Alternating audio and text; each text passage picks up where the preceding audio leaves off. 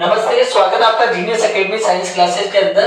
जैसा कि अपन ने पिछले वीडियो के अंदर लोक गीतों के बारे में बात की थी दोस्तों, राजस्थान के कल्चर से रिलेटेड जो वीडियो आते जा रहे हैं आप लोगों के पास, उनमें आज का जो वीडियो है वो बहुत ही अहम रहने वाला है दोस्तों, क्योंकि आज हम इस वीडियो के अंदर, छोटे से वीडियो के अंदर बात करने वाले हैं राजस्थान के लोक देवता के बारे में। सबसे इंपॉर्टेंट चीज होती है कि लोक देवता क्या है। अरे भाई देखो, कुछ चमत्कारिक पुरुष हुए हैं अपने भारत के राजस्थान राज्य के अंदर, कुछ चमत्कारिक पुरुष हुए हैं जिन्होंने लोक कल्याण के लिए, यानी कि लोगों के हित के लिए अपने प्राणों का भी बलिदान दे दिया। ठीक है ना, केवल लोगों की भलाई के लिए। ठीक है ना, तो ऐसे जो साहसिक पुरुष थे उनको लोक देवता के कैटेगरी में रखा गया है। हालांकि लोक देवता वे देवता होते हैं, एक आम इंसान नहीं है। हालांकि इनका आम इंसानों के परिवार में जन्म हुआ है, लेकिन ये चमत्कारिक पुरुष थे। इन्होंने लोगों के कल्याण के लिए कई ऐसी बीमारियों का निपटान भी इन लोगों ने किया था, और इनका जीवन, इनके जन्म और इनकी मृत्यु जो है वो लिखित है दोस्तों। ऐसे चमत्कारिक पुरुषों को लोक देवता की कैटेगरी में रखा जाता है। तो आज हम इस वीडियो के अंदर बात करने वाले हैं कुछ प्रमुख अहम चमत्कारिक पुरुषों के बारे में, जिन्हें अपन लोक देवता कहेंगे। ठीक है ना, तो चलिए बिना देरी के शुरू करते हैं वीडियो को। और जो चैनल पे नए हैं वो चैनल को सब्सक्राइब कर लीजिएगा, ताकि इस प्रकार के इंपॉर्टेंट वीडियो जो है आपके मोबाइल स्क्रीन पे आपको घर बैठे मिलते रहे दोस्तों। तो चलिए शुरू करते हैं भारत में राजस्थान राज्य के प्रमुख लोक देवता के बारे में। सबसे पहले बात करते हैं अपन पाबू जी के बारे में। ठीक है ना, तो पाबू जी एक ऐसे लोक देवता थे जिनको ऊंटों के देवता के नाम से भी जाना जाता है दोस्तों। ऊंटों के देवता के नाम से भी इनको जाना जाता है, ऊंटों के देवता। ऐसे मान्यता है कि भारत के राजस्थान में सबसे पहले ऊंट को लाने वाले यही एक चमत्कारिक पुरुष थे, और इनके लिए तो इतनी अच्छी मान्यता भी है कि ऐसी बात है, ऐसा माना जाता है कि इन्होंने लोक कल्याण के लिए, ठीक है ना, एक देवल चारणी की गायों को बचाने के लिए इन्होंने अपने 7 फेरे भी पूरे नहीं किए थे दोस्तों शादी के अंदर। ठीक है ना, तो बहुत ही साहसिक और वीरता का ये प्रतीक है पाबू जी। ठीक है ना, तो पाबू जी राठौड़ वंश से थे, तो ऊंटों के देवता के नाम से भी इनको जाना जाता है। और इसके अलावा इनको लोक कल्याणकारी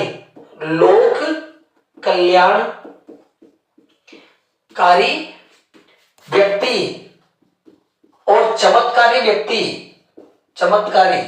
ठीक है ना, चमत्कारी पुरुष के नाम से भी इनको जाना जाता है।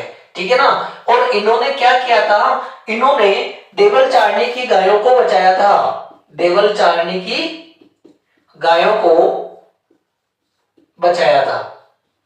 ठीक है ना, तो इनको गोरक्षक के नाम से भी जाना जाता है, गोरक्षक के नाम से। ये बहुत ही चमत्कारिक पुरुष है, और इन्होंने गायों की रक्षा के लिए इन्होंने अपने प्राण भी त्याग दिए थे दोस्तों।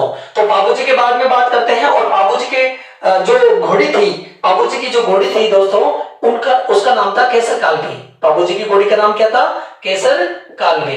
देखिए, इस वीडियो के अंदर आपको एक चीज इंपॉर्टेंट याद रखनी है कि लोक देवता प्लस उनकी जन्म स्थली भी पूछी जाती है। ठीक है ना, लोक देवता और उनकी जन्म स्थली भी पूछी जाती है, क्योंकि कई बार आईएएस के एग्जाम हो, चाहे रीट के एग्जाम हो, चाहे कोई से भी कंपटीशन एग्जाम हो, जिसका जो जीके का पेपर होता है, उसमें कई बार ऐसा क्वेश्चन पूछा जाता है कि निम्न में सम्मिलित है, मतलब संगत है, संगत में पूछा जाता है कि एक तरफ लोक देवता का नाम दिया जाता है, दूसरी तरफ जो है उनकी जन्म स्थली पूछी जाती है। तो पाबू जी का जो जन्म स्थली है वो कोल्लू, याद रखिएगा दोस्तों, कोल्लू फलोदी। ठीक है ना, कोल्लू कहां पड़ता है? फलोदी, ये याद रखिए आप। ठीक है ना, इसके बाद में अगर बात करते हैं गोगा जी, तो गोगा जी का जन्म स्थान कहां है? देदरवा चूरू डिस्ट्रिक्ट के अंदर पड़ता है दोस्तों। कहां पड़ता है? चूरू डिस्ट्रिक्ट के अंदर पड़ता है। और गोगा जी को सांपों के देवता के नाम से भी जाना जाता है, सांपों के देवता के नाम से भी इनको जाना जाता है। और ये भी एक चमत्कारिक पुरुष है, तो इनको गोरक्षक के नाम से भी जाना जाता है। ये भी एक प्रकार से गोरक्षक थे। पाबू जी के बारे में एक चीज और सुन लेना, ये प्लेग रक्षक भी थे। पाबू जी महाराज जो थे लोक देवता, वो प्लेग रक्षक भी माने जाते हैं। यानी कि प्लेग जो बीमारी जो फैली थी महामारी के रूप में, उसका निवारण भी इन्होंने किया था। तो गोगा जी का जो जन्म स्थान है वो देदरवा चूरू यानी चूरू के अंदर पड़ता है। सांपों के देवता इनको कहा जाता है। और एक चीज बहुत इंपॉर्टेंट है, वेरी वेरी इंपॉर्टेंट है, इनको जाहर पीर के नाम से भी जाना जाता है। किस नाम से जाना जाता है इनको? जाहर पीर के नाम से भी जाना जाता है। कंपटीशन एग्जाम की तैयारी करने वाले लोगों के लिए, उन स्टूडेंट्स के लिए बहुत ही अहम वीडियो रहने वाला है दोस्तों, तो वीडियो के अंत तक बने रहना, बिल्कुल भी स्किप मत करना। नेक्स्ट आते हैं हमारे पास लोक देवता जी, कौन से? रामदेव जी। रामदेव जी के बारे में तो अपन सब अच्छी तरह जानते ही हैं। हमारे आसपास इनके भजन जो है मंदिरों के अंदर चलते रहते हैं, इनकी फड़ बाजी जाती है। तो रामदेव जी का जो जन्म स्थान है दोस्तों, कई बार कंपटीशन एग्जाम के अंदर ये क्वेश्चन पूछा जाता है और कई बच्चे कंफ्यूज हो जाते हैं और वो रूढ़िचा ही इनको जन्म स्थान मानते हैं रामदेव जी का, जबकि इनका जन्म स्थान जो है उड़ कश्मीर, इनका जन्म स्थान कहाँ है? उड़ कश्मीर, उड़ कश्मीर, और ये पड़ता है शिव तहसील बाड़मेर में, शिव तहसील बाड़मेर में, ठीक है ना। तो रामदेव जी का जो जन्म स्थान है वो उड़ कश्मीर है, उड़ कश्मीर गांव है और पड़ता है शिव तहसील बाड़मेर के अंदर दोस्तों। और रामदेव जी को पीरों के पीर के नाम से जानते हैं, पीरों के पीर। अब इनके पीछे तो आप लोगों को कहानी बताने की मेरे आई थिंक मुझे जरूरत नहीं है, क्योंकि एक बार मक्का मदीना से जो सूफी संत हुआ करते थे, क्योंकि इनका परचम इतना फैला था कि सभी लोग हैरान हो गए थे कि यार ऐसा कौन सा चमत्कारिक पुरुष है जो चमत्कार पे चमत्कार दिखाई जा रहा है। तो इसलिए इनकी परीक्षा लेने के लिए मक्का मदीना से कुछ सूफी संत आए थे, लेकिन उनको भी इन्होंने चमत्कार दिखाया। इसलिए उन्होंने बाद में एक स्टेटमेंट दिया कि हम तो पीर हैं, लेकिन आप तो पीरों के ही पीर हैं, इसलिए इनको पंच पीर या पीरों के पीर के नाम से जाना जाता है। तो इस्लामिक धर्म को मानने वाले लोग भी रामदेव जी की पूजा करते हैं दोस्तों, ठीक है ना। तो वो रामदेव जी का जन्म स्थान है उड़ कश्मीर, जो कि शिव तहसील बाड़मेर में पड़ता है। इनको पीरों के पीर के नाम से जाना जाता है और ये भी लोक कल्याणकारी, ठीक है ना, चमत्कारी पुरुष के रूप में जाने जाते हैं, चमत्कारी पुरुष के रूप में जाने जाते हैं, ठीक है ना दोस्तों। इसके बाद में आता है हड़बू जी। तो हड़बू जी का जो जन्म स्थान है वो बुंडेल दोस्तों, बुंडेल, और ये बुंडेल पड़ता है नागौर डिस्ट्रिक्ट के अंदर। कहां पड़ता है? नागौर डिस्ट्रिक्ट के अंदर पड़ता है। और ये भी जो सांप्रदायिक सद्भावना के प्रतीक है, सांप्रदायिक सद्भावना के प्रतीक इनको माना जाता है दोस्तों। और ये भी गौ रक्षा के प्रति इन्होंने भी मतलब जो है अपना पूरा जीवन व्यतीत किया था दोस्तों, ठीक है ना। हड़बू जी जिनका जन्म स्थान कहाँ है? बुंडेल नागौर में पड़ता है और ये भी सांप्रदायिक सद्भावना या और गौ रक्षक के रूप में इनको जाना जाता है दोस्तों, ठीक है ना। मेहाजी मांगलिया, ये मेहाजी मांगलिया जो है इनको मतलब जो है इनको बापिनी, ठीक है ना, इनका जो स्थान है वो बापिनी, ठीक है ना। जन्म स्थान कहाँ है इनका? बापिनी फलोदी में पड़ता है दोस्तों, ठीक है ना। इनका जन्म स्थान है बापिनी फलोदी। और ये भी एक साहसिक और लोक कल्याणकारी चमत्कारिक पुरुष के रूप में जाने जाते हैं, लोक कल्याणकारी चमत्कारी पुरुष के रूप में जाने जाते हैं, ठीक है ना। इन्होंने लोक कल्याण के लिए और लोगों के हित के लिए कई युद्ध भी लड़े, ठीक है ना, और बहुत ही सम्मानित व्यक्ति के रूप में माने जाते हैं। और एक चीज और ध्यान दे लेना कि मेहर जी जो मांगलिया थे, इनको मांगलिया समुदाय के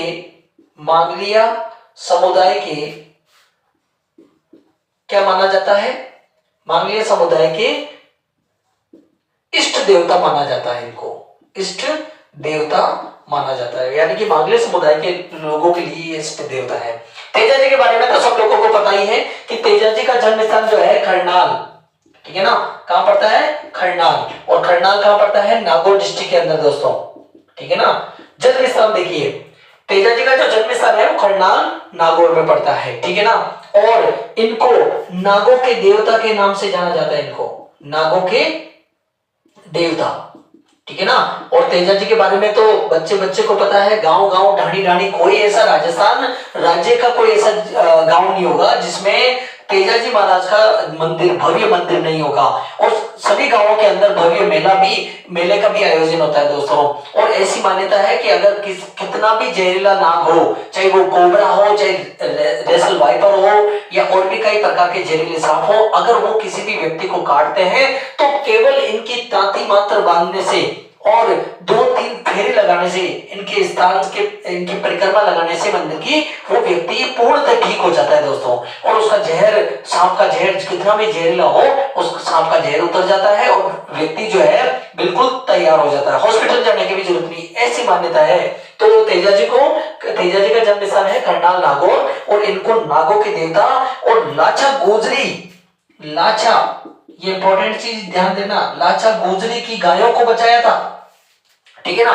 ये अपने ससुराल जा रहे थे, उस समय बीच में लाचा गुजरी आ गई और जो डाकू थे वो लाचा गुजरी की गायों को लेकर चले गए थे। तो उन्होंने रोते बिलखते हुए तेजाजी के सामने आकर निवेदन किया कि मेरी गायें वो लेके गए और मेरी गायों को बचाओ। तो तेजाजी ने अपने ससुराल जाने को भी टाल दिया और पहले लाचा गुजरी की गायों को बचाया, लेकिन उस गायों को बचाने के चक्कर में ये बहुत जख्मी हो गए थे, ठीक है ना। तो इनकी कहानी बहुत लंबी चौड़ी है, कभी नेक्स्ट वीडियो के अंदर अपन लोक देवता की डिटेल भी अपन जानेंगे। फिलहाल इस छोटे से वीडियो के अंदर इनकी जन्मस्थली और इनको किन नामों से जाना जाता है उसके बारे में अपन देख लेते हैं। तो तेजाजी का जन्म स्थान है करनाल नागौर में पड़ता है, नागों के देवता इनको कहते हैं, और लाचा गुजरी की गायों को इन्होंने बचाया था। और ये भी बहुत ही साहसिक और सद्भावना के प्रतीक है, भाईचारा का प्रतीक है, बहुत ही मतलब जो है इन्होंने लोगों के लिए, हित के लिए काम किया और गायों की रक्षा के लिए, यानी इनको भी गो रक्षक के नाम से जाना जाता है। बात करते हैं अपन देवनारायण जी का जो जन्म स्थान है दोस्तों वो है आसीन भीलवाड़ा। याद रखना दोस्तों, आसीन भीलवाड़ा, ठीक है ना। देवनारायण जी का जो जन्म स्थान है वो है आसीन भीलवाड़ा। और ये भी एक बहुत बड़े चमत्कारिक पुरुष थे, इन्होंने भी मतलब बहुत ही साहसिक काम किया, लोक कल्याण के लिए इन्होंने भी मतलब जो है हमेशा तत्पर रहे हैं, ठीक है ना। और आज इन सभी लोक देवताओं की गांव ढाणी बहुत ही अच्छे से पूजा की जाती है, इनके भव्य मेले बढ़ते हैं और इनकी तांती बांधने से, इनके मंदिर की परिक्रमा लगाने से दोस्तों कई महामारियों से लोगों को राहत मिलती है दोस्तों। तो एक बार अपन जान लेते हैं कि इनके वाहन क्या थे। तो बाबूजी के वाहन के बारे में मैंने आपको बता दिया था कि इनकी जो घोड़ी थी उसका नाम था केसर कालनी, ठीक है ना। और गोगा जी की जो घोड़ी थी उसका नाम था नीली घोड़ी, ठीक है ना, नीली घोड़ी थी दोस्तों। गोगा जी की कौन सी घोड़ी थी? नीली घोड़ी थी। रामदेव जी का एक घोड़ा था दोस्तों, आप याद रखना, रामदेव जी के लिए वाहन जो था वो घोड़ा था। रामदेव जी का क्या था? घोड़ा था, ठीक है ना, घोड़ा था। और इस घोड़े को लीलो घोड़ों के नाम से जाना जाता था। कई बार रामदेव जी के भजन भी आते हैं तो उसमें लीलो घोड़े की सवारी ऐसे कुछ शब्द यूज किए जाते हैं। तो इनका घोड़ा था लीलो, ठीक है ना, घोड़े का नाम क्या था? लीलो, जिसको रमत भी कहते हैं, रमत भी नाम था। तो रामदेव जी के लिए लीलो घोड़ा था। हड़बू जी के लिए याद रखना, हड़बू जी का जो वाहन था दोस्तों वो था सियार। हड़बू जी का वाहन क्या था? सियार था, ठीक है ना। और मेहाजी मांग लिया, ठीक है ना, हड़बू जी का जो वाहन था वो सियार था। इसके बाद में तेजा जी की अगर बात करें, तेजा जी की अगर और जो मेहाजी मांग लिया थे, इनका किरण काबरा, इनके घोड़े का नाम क्या था? इनके घोड़े का नाम था किरण काबरा। मेहाजी मांगलिया जो मांगलियों के इष्ट देवता थे, लोक कल्याणकारी थे, बहुत ही साहसिक, उन्होंने लोगों के हित के लिए कई लड़ाइयां लड़ी थी। और यहाँ तक कि गोगा जी के लिए तो आपको पता होना चाहिए ना, क्योंकि हिस्ट्री में आपने पढ़ा होगा कि मोहम्मद गजनवी से इन्होंने युद्ध किया था, मोहम्मद गजनवी से इन्होंने युद्ध किया था। तो करीब करीब इन सब ने लोगों के हित के लिए बहुत ही लड़ाइयां लड़ी और यहाँ तक कि अपने प्राणों की आहुति भी इन्होंने दे दी थी। और तेजा, इसीलिए मेहाजी मांगलिया का किरण काबरा नाम का घोड़ा था। और तेजा जी के लिए तो आपको पता ही है लीलन, तेजा जी की घोड़ी का क्या नाम था? लीलन, ठीक है ना दोस्तों। अब आपको कमेंट करके ये बताना है कि देवनारायण जी का जन्म स्थान तो मैंने आपको बता दिया कि आसिन भीलवाड़ा, ठीक है ना, गोट ऐसे करके कुछ गांव का नाम है, ठीक है ना। तो आसिन भीलवाड़ा के अंदर पड़ता है और ये भी बहुत ही चमत्कारी पुरुष थे। और हकीकत बात ये है कि एक लाइलाज बीमारी है दोस्तों, कैंसर, ठीक है ना।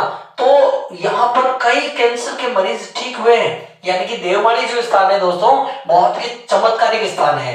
और वहां पर ऐसा माना जाता है कि मतलब जो है कैंसर जैसी बीमारी से भी लोगों को निजात मिलती है वहां पे, ठीक है ना। तो इनकी फड़ बाची जाती है, रामदेव जी, गोगा जी, इन देवनारायण जी इनकी फड़ बाची जाती है भोपों के जरिए, और इनके पूरे जीवन चित्रण को दर्शाया जाता है। दोस्तों कमेंट करके आपको ये काम करना है, कमेंट में ये बताना है कि देवनारायण जी की सवारी क्या है दोस्तों, ठीक है ना। मिलेंगे नेक्स्ट वीडियो के अंदर इसी प्रकार इंटरेस्टिंग कल्चर से रिलेटेड, अपने राजस्थान राज्य के कल्चर से रिलेटेड वीडियो के साथ। तब तक के लिए good bye, thanks, take care, और अपने आसपास साफ सफाई रखिए दोस्तों।